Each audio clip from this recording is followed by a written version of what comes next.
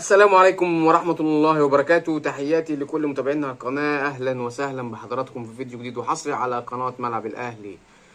والله يا جماعة احنا استقنا خلاص من مرتضى منصور، طالع في تصريح جديد من داخل نادي الزمالك وبيقول لواحد ايه، تخيلوا يعني خلاص احنا حلينا مشاكل النادي الزمالك كلها، وقفت على حاجة واحدة بس، يقول لك اللي يقول لك بليلة قول له بحة. تخيل نادي زي نادي الزمالك بيتمثل في رئيسه بيقول لك لما حد يقول لك بليلة قول له بحة. انا عايز اقول لفظ تاني بس مش هينفع اقوله على القناه. نادي الزمالك وصل لمنتهى قله الذوق اللي بيتمثل في رئيسه.